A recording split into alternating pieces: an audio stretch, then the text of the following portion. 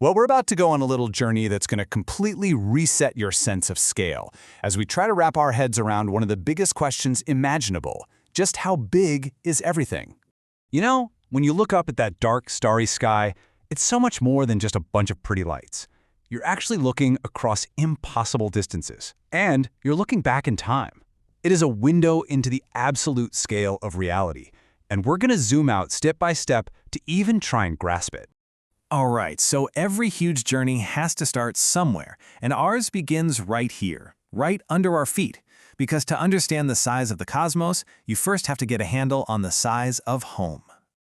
Our planet feels enormous, right? It's over 12,000 kilometers wide. You could spend your whole life just exploring a tiny piece of it.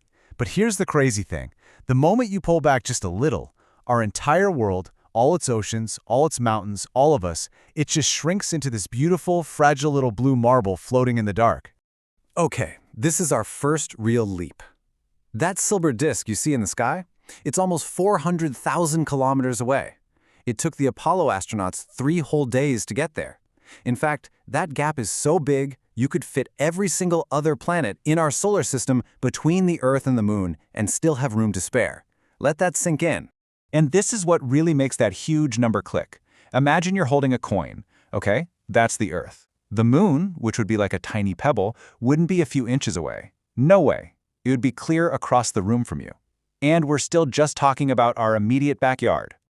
So, to go any further, we're going to need a new ruler. Kilometers just aren't going to cut it anymore. So let's talk about light. It's the absolute fastest thing there is. In a single second, a beam of light could zip around the Earth more than 7 times. From here on out, that's the speed we have to use to measure everything. And here's where it gets kind of wild. Even traveling at that unbelievable speed, the light from our own sun takes a full 8 minutes just to reach us here on Earth. And to cross our entire solar system, it takes hours of travel at the fastest speed possible. All right, take a deep breath, because we are about to make our next giant leap. That entire solar system, the one that takes light hours to cross, is just one tiny speck of dust inside our home galaxy, the Milky Way. This number is it's almost impossible to picture. Not 100,000 kilometers, 100,000 years traveling at the speed of light. If you could somehow travel that fast, it would still take you 1,000 centuries just to get from one side of our home galaxy to the other. And what's inside that massive space? Oh, just over 100 billion stars. At least. That is more stars in our galaxy alone than all the grains of sand on all the beaches in the entire world. And each one of those is a potential sun, many with their own planets. And that's where we fit in. Our sun, the star that gives us life, the center of our whole world, is just one single, kind of unremarkable member of a family of hundreds of billions. So you'd think, okay, a structure that's 100,000 light years across, that's got to be the end of the line, right? Nope, not even close. Our galaxy, as huge as it is, isn't just floating out there by itself.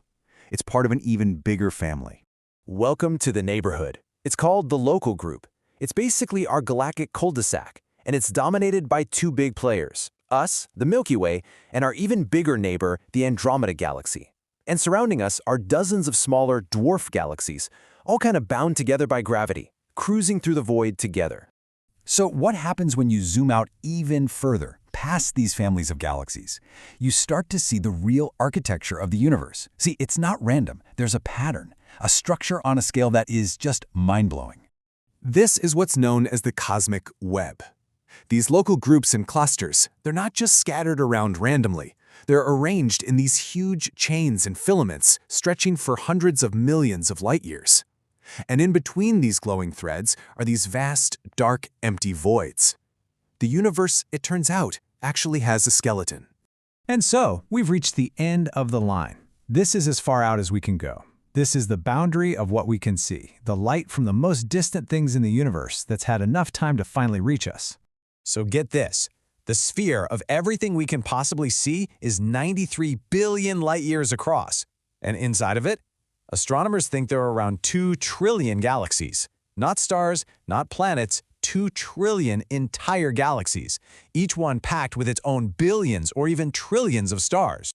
Okay, wow. So we've gone from our planet to the very edge of what's knowable. We've dealt with numbers that basically break our brains. So now, let's bring it all the way back home and just think about what this really means.